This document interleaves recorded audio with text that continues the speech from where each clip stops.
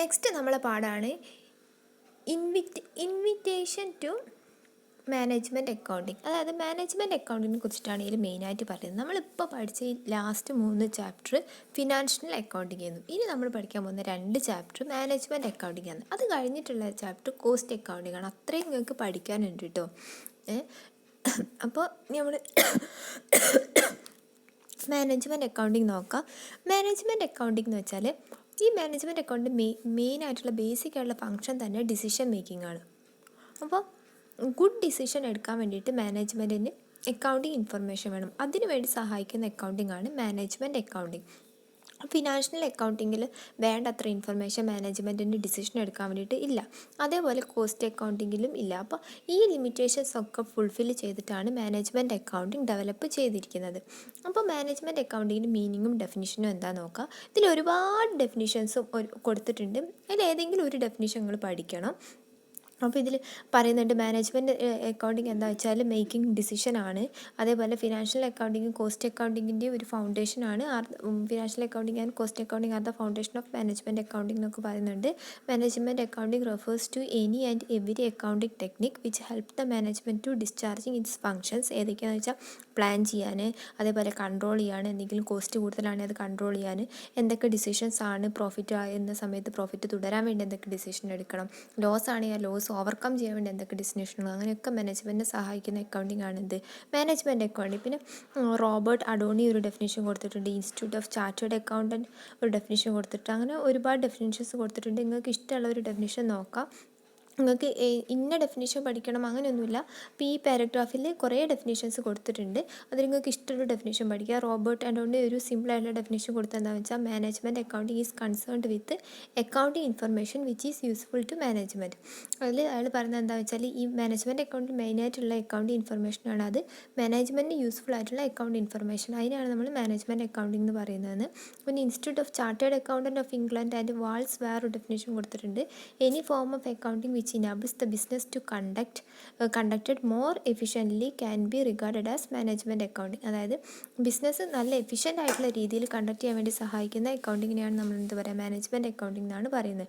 ഇതിൽ പുറമെ ഏറ്റവും അക്സെപ്റ്റബിൾ ആയിട്ടുള്ള, അതായത് എല്ലാവരും അംഗീകരിച്ചിട്ടുള്ള, അതും ഏറ്റവും പോപ്പുലർ ആയിട്ടുള്ള ഒരു ഡെഫിനേഷൻ പറയുന്നത് report of Anglo American council of പ്രൊഡക്ടിവിറ്റിയാണ്. അവർ പറയുന്നത് വെച്ചാൽ അത് കുറച്ച് ഇമ്പോർട്ടൻ്റ് ആയിട്ടുള്ള ഡെഫിനേഷനാണ്. അപ്പോൾ നിങ്ങൾ ഈ ഡെഫിനേഷൻ പഠിക്കുന്നതായിരിക്കും കുറച്ചും കൂടി നന്നാവുക. അത് ഏത് ഡെഫിനേഷൻ വേണമെങ്കിലും എഴുതാം. ഇനിയിപ്പോൾ യൂണിവേഴ്സിറ്റിയിലേക്കാണ് നിങ്ങൾ പേപ്പർ പോവുക. അപ്പോൾ അവരിപ്പോൾ ഇതാണ് മെയിൻലി അക്സെപ്റ്റഡ് ആയിട്ടുള്ള ഡെഫിനേഷൻ. അപ്പോൾ ഈ ഡെഫിനേഷൻ കണ്ടാലേ നിങ്ങൾക്ക് ഫുൾ മാർക്ക് തരും. അപ്പോൾ നിങ്ങളിത് നോക്കുക. Report of Anglo American council of പ്രൊഡക്ടിവിറ്റിൻ്റെ definition. Management accounting is the presentation of accounting information in such a way as to assist management in creation of policy and day to day operation of undertaking. അതായത് management accounting എന്ന് വെച്ചാൽ എന്താ വെച്ചാൽ ഈ മാനേജ്മെൻറ്റിനെ മാനേജ്മെൻറ്റിന് ഓരോരോ policies ഉണ്ടാവും അല്ലേ, ആ പോളിസീസ് ക്രിയേറ്റ് ചെയ്യാൻ വേണ്ടിയിട്ടും അതേപോലെ ബിസിനസ്സിൻ്റെ ഡേ ടു ഡേ ഓപ്പറേഷൻസ് നല്ല രീതിയിൽ നടക്കാൻ വേണ്ടിയിട്ടും മാനേജ്മെൻറ്റിനെ സഹായിക്കുന്ന അക്കൗണ്ടിങ് ഇൻഫർമേഷനെയാണ് നമ്മൾ എന്ത് പറയുക മാനേജ്മെൻറ്റ് അക്കൗണ്ടിങ് എന്ന് പറയുന്നത്.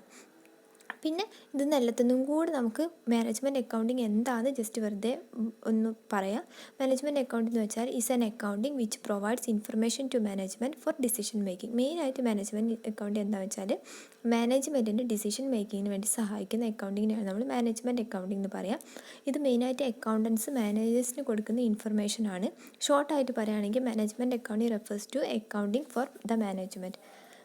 അപ്പോൾ എന്താണ് മാനേജ്മെൻറ്റ് അക്കൗണ്ടിങ് നിങ്ങളോട് എക്സാമിന് ചോദിക്കുക, അല്ലെങ്കിൽ മീനിങ് എന്താണെന്ന് ചോദിക്കുകയാണെങ്കിൽ ചെറിയ മാർക്കിനാണെങ്കിൽ ഈ ഇവർ പറഞ്ഞ ഡെഫിനേഷനിൽ റിപ്പോർട്ട് ഓഫ് ആംഗ്ലോ അമേരിക്കൻ്റെ ആ ഡെഫിനേഷനും അവിടെ മുതൽ ഈ ലാസ്റ്റത്തെ പാരഗ്രാഫ് വരെ, പിന്നെ എന്താണ് management accounting provides information for decision മേക്കിങ്ങിൽ ആ റിപ്പോർട്ട് ഓഫ് ആംഗ്ലോ അമേരിക്ക മുതൽ ലാസ്റ്റ് വരെ നിങ്ങൾ എഴുതിയാൽ മതി കേട്ടോ. ചെറുതായിട്ട് ചെറിയ മാർക്കിന് ചോദിക്കുകയാണെങ്കിൽ അത് എഴുതിയാൽ മതി. ഇനി കൂടുതൽ മാർക്ക് എന്നാണ് ചോദിക്കുന്നതെങ്കിൽ നിങ്ങൾക്ക് ഇതിൻ്റെ മുകളിലുള്ള ലൈൻസൊക്കെ എടുത്തിട്ട് എഴുതാം. മാനേജ്മെൻറ്റ് അക്കൗണ്ടിങ് പ്ലാനിങ്ങിനും കൺട്രോളിനും ഡിസിഷൻ മേക്കിങ്ങിനും സഹായിക്കുന്നുണ്ട്. അതേപോലെ വേറെയുള്ളവർ പറഞ്ഞ ഡെഫിനിഷൻസ് അതൊക്കെ നമുക്ക് കൂടുതൽ എഴുതാം കേട്ടോ. അപ്പോൾ അല്ലാതെ ഡെഫിനിഷൻ എന്താണെന്ന് ചെറിയ മാർക്കിനാണ് ചോദിക്കുന്നത്. ഷോർട്ട് എസ്സേ ക്വസ്റ്റ്യനൊക്കെയാണ് ചോദിക്കുന്നതെങ്കിൽ ഇപ്പം ഞാൻ പറഞ്ഞ ഈ റിപ്പോർട്ട് മുതൽ ലാസ്റ്റ് വരെ എഴുതിയാൽ മതി. അതൊന്നെങ്കിൽ നിങ്ങൾ ടെക്സ്റ്റിൽ മാർക്ക് ചെയ്ത് വെക്കുക, ഇല്ലെങ്കിൽ നിങ്ങൾ നോട്ടിലേക്ക് ചെയ്ത്. തിയറിയാണ്, ഈ ചാപ്റ്റർ മൊത്തം തിയറിയാണ്. അപ്പോൾ ടെക്സ്റ്റുള്ളവർ ടെക്സ്റ്റിൽ മാർക്ക് ചെയ്ത് വെച്ചാലും മതി കേട്ടോ. നാച്ചുറൽ അല്ലെങ്കിൽ characteristics of management accounting 10 natural അല്ലെങ്കിൽ ക്യാരക്ടറിസ്റ്റിക്സ് ആണുള്ളത്. ഫസ്റ്റത്തേത് പ്രൊവൈഡ് അക്കൗണ്ടിങ് ഇൻഫർമേഷൻ ആണ്. നമുക്ക് ആവശ്യമായിട്ടുള്ള accounting informations management accounting provide ചെയ്യുന്നുണ്ട്. രണ്ടാമത്തെ ഡിസിഷൻ മേക്കിംഗ്. നമ്മൾ നേരത്തെ പറഞ്ഞ മാനേജ്മെൻറ്റ് അക്കൗണ്ടിങ് എന്ന് വെച്ചാൽ തന്നെ എന്താ, ഡിസിഷൻ എടുക്കാൻ വേണ്ടിയിട്ട് സഹായിക്കുന്ന ഒരു അക്കൗണ്ടിങ് ആണ് മാനേജ്മെൻറ്റ് അക്കൗണ്ടിങ്. അപ്പോൾ ടോപ്പ് മാനേജ്മെൻറ്റിന് ഡിസിഷൻ എടുക്കാൻ വേണ്ടിയിട്ട് മാനേജ്മെൻറ്റ് അക്കൗണ്ടിങ് സഹായിക്കുന്നുണ്ട്. എന്നിട്ട് എന്തെല്ലാം മാനേജ്മെൻറ്റ് അക്കൗണ്ടിങ് ടോപ്പ് മാനേജേഴ്സിന് എന്തെല്ലാം ഇൻഫർമേഷനാണ് ഡിസിഷൻ എടുക്കാൻ വേണ്ടതെന്ന് വെച്ചാൽ ആ ഇൻഫർമേഷൻസൊക്കെ മാനേജ്മെൻറ്റ് അക്കൗണ്ടിങ് പ്രൊവൈഡ് ചെയ്യുന്നുണ്ട്.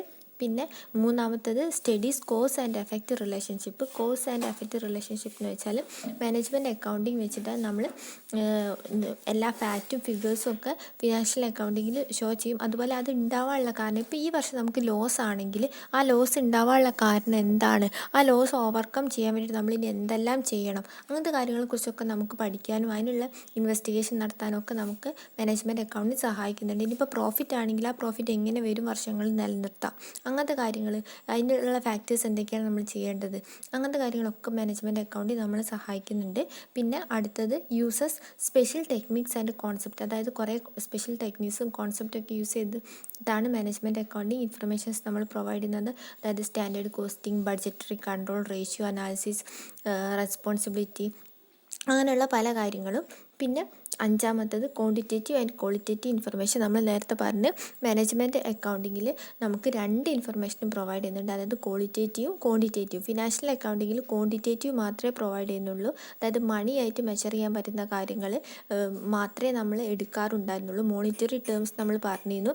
പക്ഷേ നമ്മൾ മാനേജ്മെൻറ്റ് അക്കൗണ്ടിങ്ങിൽ അങ്ങനെയല്ല. മാനേജ്മെൻറ്റ് അക്കൗണ്ടിങ്ങിൽ ക്വാളിറ്റേറ്റീവ് ഇൻഫർമേഷനും എടുക്കുന്നുണ്ട്. അതായത് എംപ്ലോയീസിൻ്റെ എഫിഷ്യൻസി, അങ്ങനത്തെ കാര്യങ്ങളൊക്കെ നമ്മൾ മാനേജ്മെൻറ്റ് അക്കൗണ്ടിങ്ങിൽ യൂസ് ചെയ്യുന്നുണ്ട്. പിന്നെ ആറാമത്തത് മൾട്ടി ഡിസിപ്ലിനറി എന്ന് വെച്ചാൽ മൾട്ടി ഏരിയാസ് ആണ്. അതായത് financial accounting, cost accounting, statistics, operation research, economics, അങ്ങനെ ഡിഫറെൻറ്റ് ഏരിയാസിൽ നമുക്ക് മാനേജ്മെൻറ്റ് അക്കൗണ്ടിങ് യൂസ് ചെയ്യാൻ വേണ്ടി പറ്റും. പിന്നെ accounting for future. Management accounting നമുക്ക് എന്താ, ഫ്യൂച്ചർ ഓപ്പറേഷൻസിന് വേണ്ടിയിട്ടുള്ള ഇൻഫർമേഷൻ നമുക്ക് പ്രൊവൈഡ് ചെയ്യുന്നുണ്ട്. നമ്മൾ നേരത്തെ പറഞ്ഞിരുന്നു പ്രോഫിറ്റ് ആണെങ്കിലെന്ന്.